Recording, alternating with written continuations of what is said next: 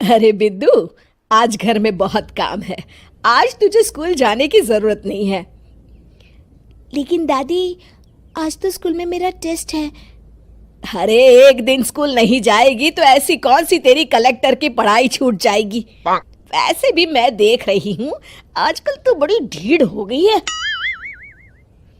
अपनी दादी की बातें सुनकर बिंदु नाराज हो जाती है।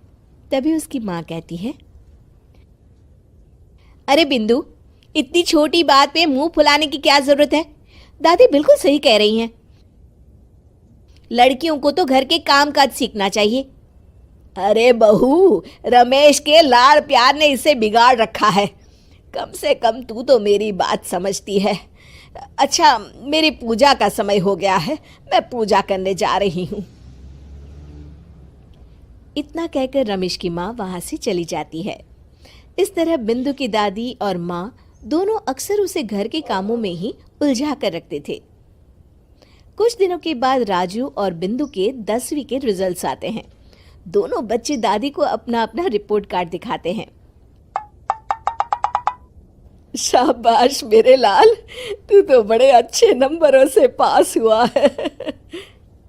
तभी बिंदु कहती है, दादी मैं भी अच्छे नंबरों से पास हुई हूँ।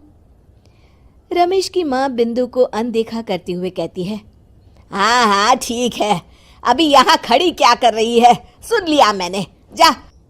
जाकर मेरे लिए चाय बना कर लिया। बिंदु उदास होकर चाय बनाने किचन में चली जाती है। तभी राजू कहता है, दादी मैं क्रिकेट के कोचिंग सेंटर में एडमिशन लेना चाहता हूँ।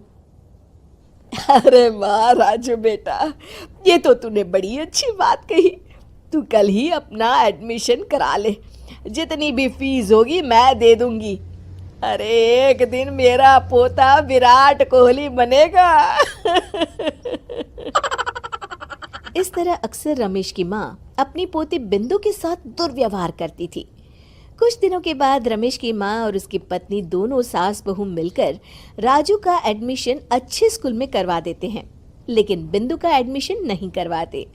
इस बात से नाराज होकर बिंदु अपनी दादी से कहती है, लेकिन दादी मुझे भी आगे की पढ़ाई करनी है। अरे क्या करेगी आगे की पढ़ाई लिखाई करके हैं?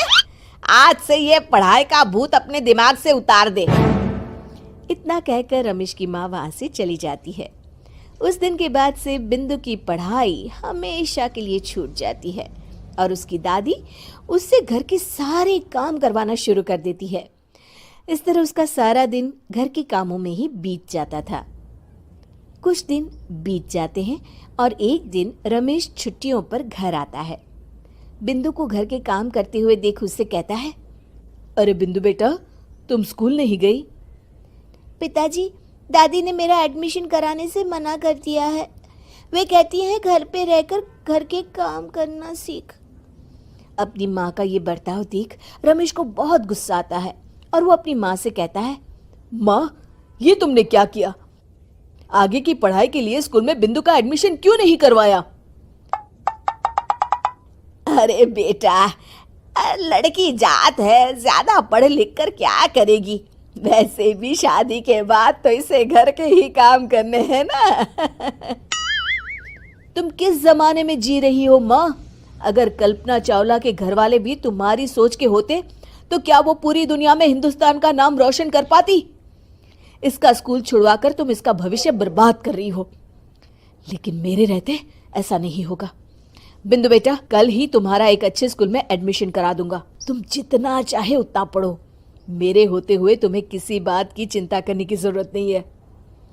अपने पिता से हौसला पाकर बिंदु खुश हो जाती है और कहती है, जी पापा, मैं खूब मन लगाकर पढ़ाई करूंगी और बड़ी होकर डॉक्टर बनूंगी। ये हुई ना बात, शाबाश मेरी बेटी। शिक्षा, लड़का हो या लड़की, हमें दोनों को आगे बढ़ने का मौका देना चाहिए।